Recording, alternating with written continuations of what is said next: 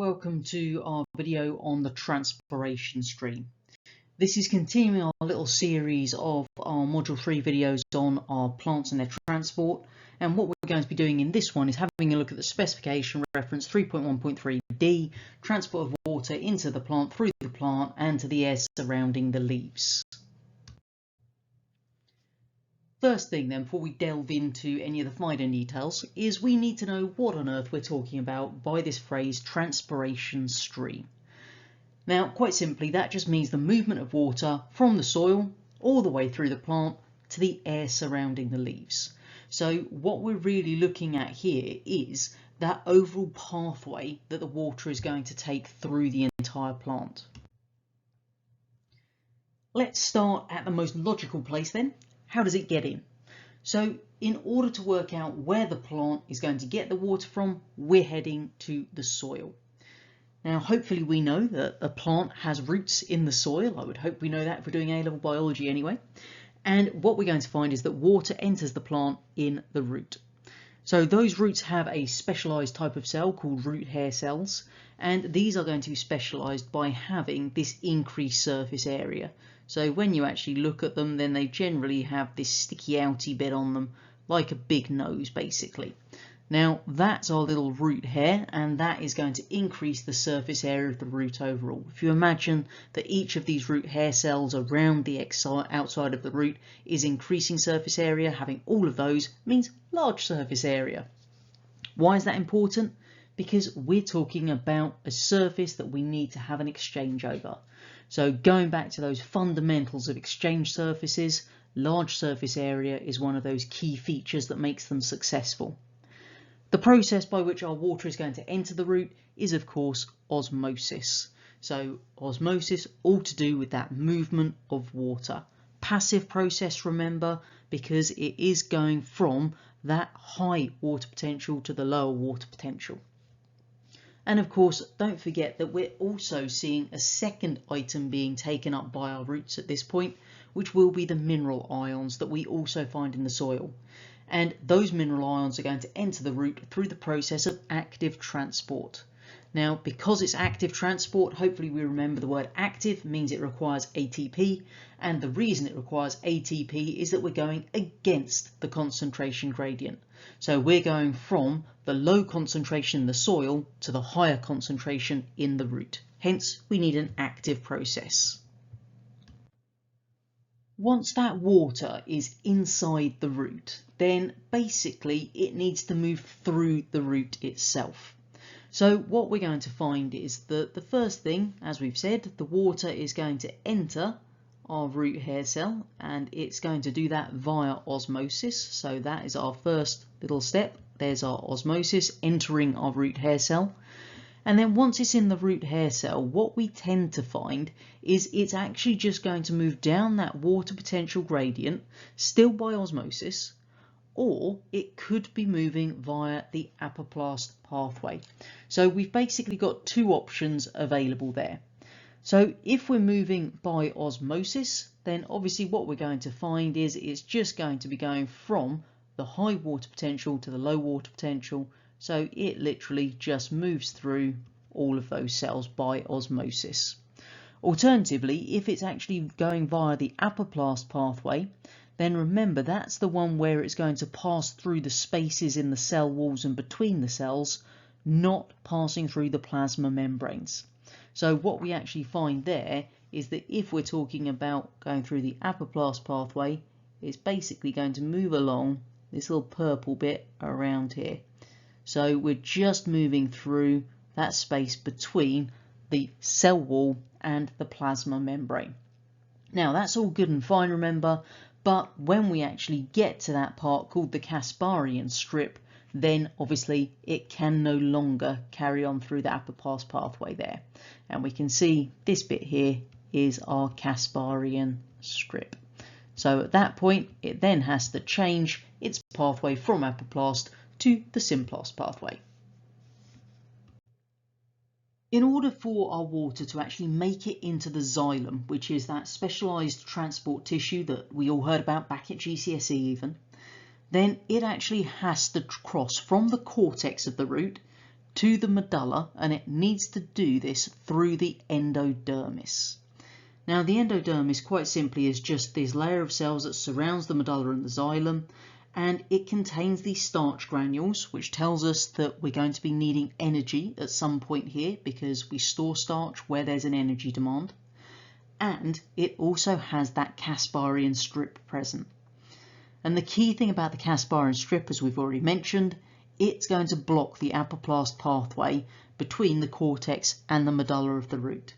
So that means at this point where it hits the Casparian strip, then those mineral ions in the water are going to be forced into the cell cytoplasm, passing through that plasma membrane.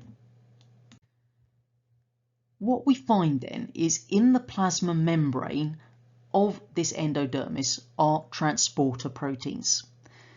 These transporter proteins are going to allow us to actively transport the mineral ions from the cytoplasm into the medulla and the xylem. Obviously, because this is active transport, that means it requires ATP, and this is why we had those starch granules, because we can hydrolyze them and then utilize those individual sugar molecules to go through respiration to generate the ATP we need for active transport.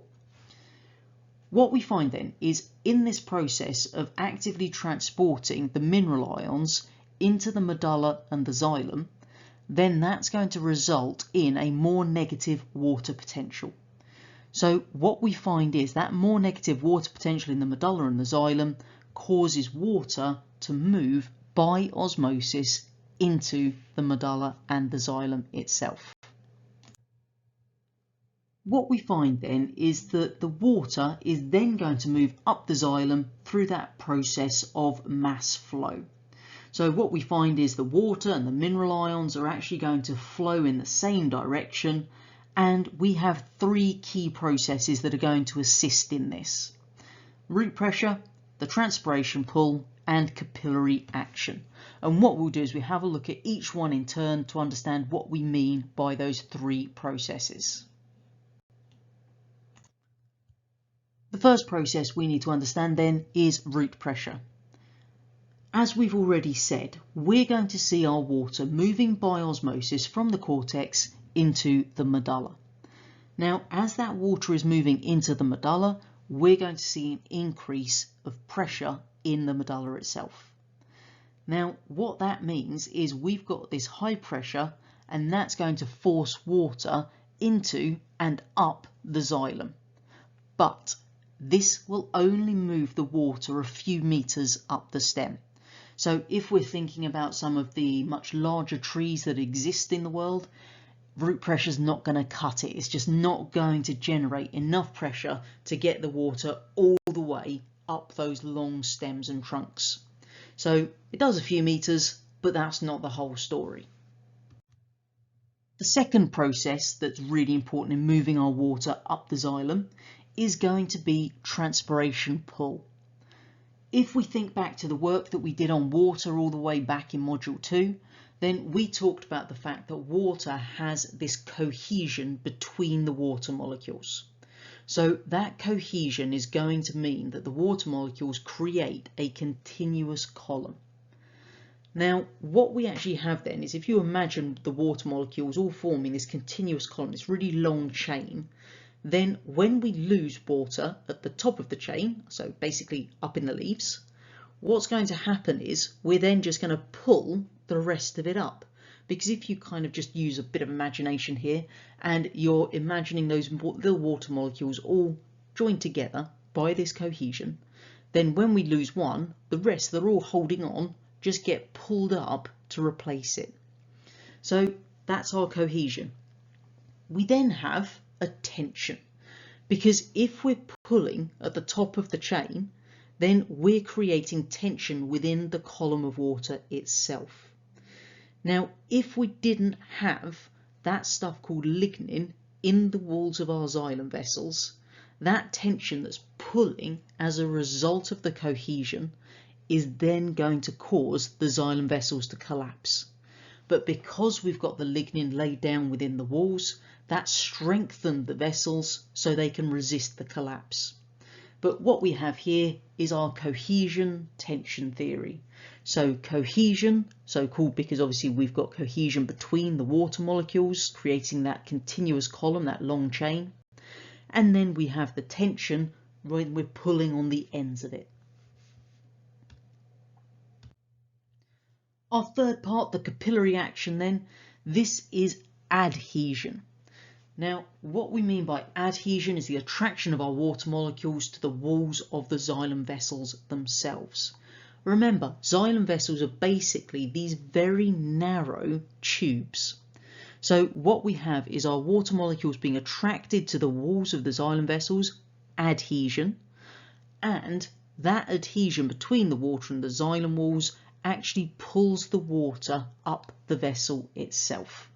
Kind of what you see when you've used things like the capillary tubes in your TLC, for example, in class, then that's a capillary tube, very narrow glass tube, and literally the fluid just moves up it because we've actually got that attraction between the molecules and the walls of the tube. Same idea here, adhesion between the water molecules and the walls of the xylem vessels, causing it to move up. Our last part we need to understand about the transpiration stream is basically what happens at the end, when we get to the leaf. So when we're in the leaf, water is going to evaporate into the air spaces, and because that water is evaporating into the air spaces, we end up with the lower water potentials in the cells surrounding the air space. Therefore, water is going to go from high water potential to low water potential by osmosis, and that means it's going to move from the neighbouring cells into the ones surrounding the airspace, and then obviously they will evaporate into the airspace. So what we see is we've got that little one direction flow, if you like, through the leaf. Once we've generated this water vapour, because remember, once water is evaporated, it is now water vapour, then it is going to leave the airspace through the stomata. And if you remember, the stomata are those little pores on our leaf which are surrounded by our guard cells. So you can excuse my terrible drawing, but those are the guard cells, and then in the centre we have our stomata. So the water vapour then passes out of the stomata to the surroundings. As always, I suggest you subscribe to the channel so you can see when I next upload another video, and don't forget you've got a range of other resources to help you with your A-level biology studies over on the A-level biology website.